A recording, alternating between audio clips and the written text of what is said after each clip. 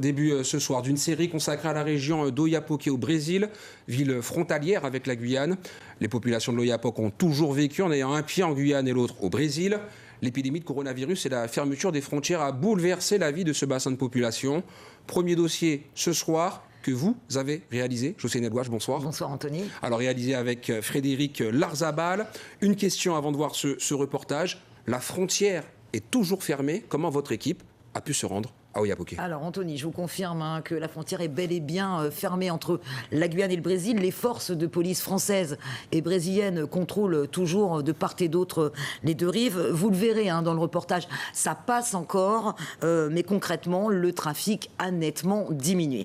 Alors pour ce qui est de notre passage, Anthony, en tant que journaliste, eh bien, nous avons tout simplement sollicité les autorisations des autorités françaises, ici à la préfecture de Cayenne, et pour les autorités brésiliennes, eh bien, à la police fédérale de l'Amapá, en expliquant les raisons de notre reportage. Les deux parties ont joué le jeu, avec évidemment des contraintes évidentes. Nous avons dû passer un test PCR négatif avant de franchir le pont de l'Oiapoque et respecter une septaine qui vient de se terminer. Alors pour ce qui est de ce tournage, notre rédaction n'avait pas effectué de reportage à Oiapoque depuis près d'un an, depuis la fermeture de cette frontière. Oiapoque, ce n'est qu'à 3 heures de route de Cayenne. Nous avons voulu donc savoir ce qu'il en était chez nos voisins brésiliens durement touchés par l'épidémie de la Covid. Témoignages d'habitants et de soignants évoquant les moments très difficiles auxquels ils sont confrontés depuis maintenant un an, début de la pandémie, fermeture des frontières. Voyez le reportage de Jocelyne Edouard et Frédéric Larzabal. Oiapoque, 27 000 habitants aux abois depuis mars 2020.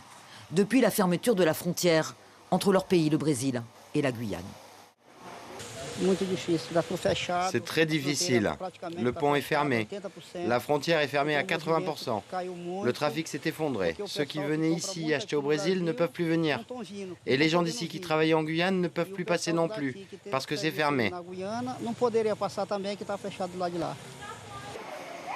Plus personne non plus dans cette petite galerie marchande d'Oiapoque, où avant la fermeture de la frontière, cette allée était toujours bondée.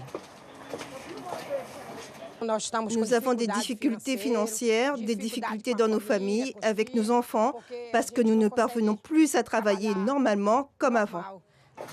Une crise économique doublée d'une crise sanitaire avec l'épidémie de Covid qui continue sa progression en Amazonie. Pourtant, ici, le port du masque n'est pas encore la règle partout. Son prix a de quoi en décourager plus d'un, 10 réals dans ce magasin, alors que le salaire moyen au Brésil est de 800 réals. C'est très compliqué, on ne sait pas trop quoi faire, où aller. Il ne faut surtout pas tomber malade pour ne pas devoir être hospitalisé parce que même pour être évacué à Macapá, qui est déjà saturé, c'est compliqué. La ville d'Oiapoque se bat contre la Covid avec des moyens dérisoires, ne disposant que de cette unique ambulance et de seulement 2 médecins en activité pour les 4 centres de santé de la municipalité. L'hôpital est aussi en tension permanente. C'est ici que les patients sont accueillis pour être testés. Mais là encore, rien n'est simple. L'équipe médicale ne dispose actuellement que de ces tests sérologiques, permettant uniquement de savoir qui a été exposé au virus.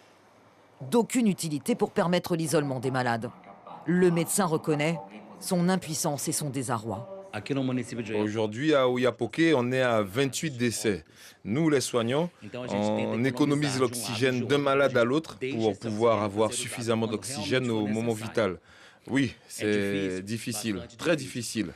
Maintenant, on est arrivé à devoir choisir qui pourra bénéficier ou pas de cet oxygène. L'association Dipac Frontera a été créée par un Guyanais en 2009.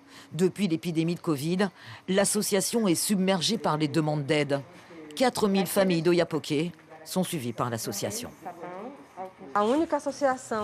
La seule association qui travaille dans le social ici, c'est nous. On est les seuls. Avec l'aide de l'Europe, de la France et de la Guyane, l'association tente de venir en aide à la population, totalement démunie face au coronavirus.